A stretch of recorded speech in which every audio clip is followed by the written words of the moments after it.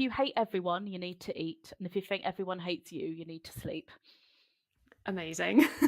And The way that you frame that really spoke to me, in part because I feel like a lot of the conversation around autism is around how hard you are around others. Like how hard is it to be around me as an autistic person, and how much do I bother other people? I feel like a lot of the DSM is like, how annoying are you to other people? And a lot of the other diagnostic criteria are, what can you observe about me? But there's very little that is like, hey, what is my lived experience? What is my, like, what are the things that are hard for me? And especially, I think, as somebody pretty late diagnosed, you end up getting really good at masking, right? And so the thing that the psychiatrist is interrogating is really like, it took me a few conversations to realize, wait a minute, they don't want to talk to the mask. They want to talk to the thing that's underneath. And I don't even really know what's underneath. And that was. Autistic distress really comes from people treating autistic people as if they were polytropic. So expecting us to be able to just stop doing one thing and just immediately do another. Or to pull our attention out of one thing and immediately understand a barrage of verbal instructions, for example.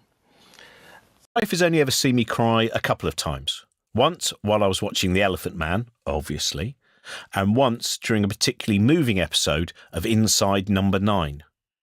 Being strong can be a trap. Your partner gets used to your inability to ask for help or to cry, and then suddenly, after almost a decade of boxing it all up, you burst into tears. And they just think that you've gone quite mad. Can we talk about your diagnosis journey while working at MI5? Is that okay? How did you start thinking about, maybe I'm neurodiverse, and particularly in relation to work? It really culminated in, I guess, a tipping point, or a breaking point really is probably a more accurate description. So I was starting to really struggle, really absorbing so much information that was being thrown at me.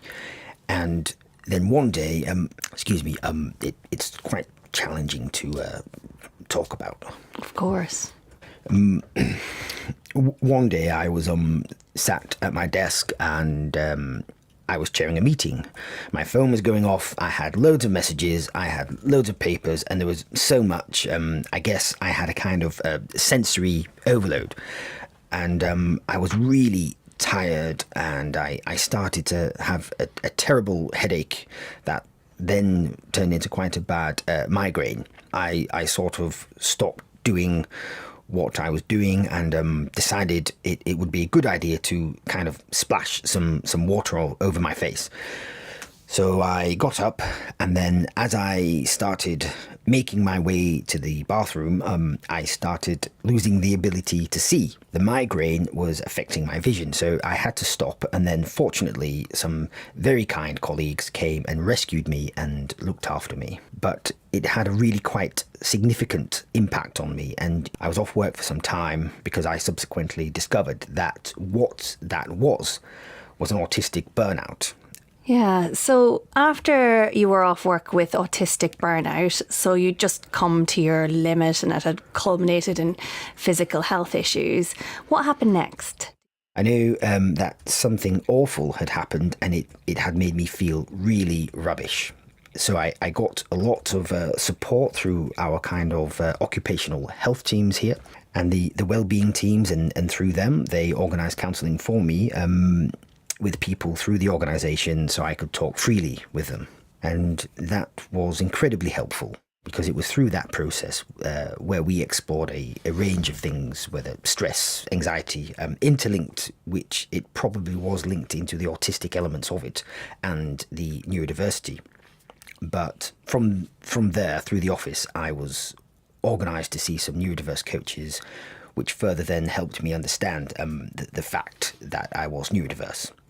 But it was a really challenging perspective. It was kind of interesting because, I'd actually got a child that was autistic, and I hadn't seen the connection, even though we are quite similar in those ways. So your child had been diagnosed before all this?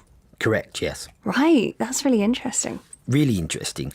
But the honest truth is that when I was off work, and I struggled being off work because I couldn't really do much and I was so tired, but what was on my mind was whether or not I'd be kind of capable of coming back, and if I could come back, how would I be kind of viewed?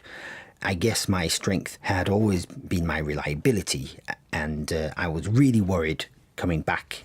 Would people see me as the reliable person anymore? Was I even that reliable person anymore? And are you? And was it okay? So that's a complicated question, and the short answer is yes, it was more than okay. And that was because when I started to come back into work, we actually had a staff network group for neurodiverse individuals, as well as the kind of support through well-being and the coaching to the neurodiversity coaches. My engagement with them was hugely important because it started to show me that there were lots of neurodiverse individuals within the organisation, and that actually, in order to be able to function, what I needed to do was kind of build around myself a proper kind of supporting scaffolding structure to allow me to work in a slightly different way, but to do so in a way that was healthy for me. And what was the different way that you had to work? I realised through my neurodiversity that I often take things quite literally. So if someone says something like, we need this done straight away, or we need this done now, I would go and do that work like straight away, and I would keep working till it was done. Yeah. Whereas now, to ask a question, okay, so if we say this is a priority for us, is this something that we need to be done by the end of today? Or is it by the end of the week? Or is it in a month's time? I also work on one thing at a time. In an effort to be efficient, I would be listening in to a meeting, and at the same time I'd be reading emails, and at the same time I'd also be thinking about what I would want to write in a report that I was writing. I would be doing multiple things at once, whereas now I try to not do that.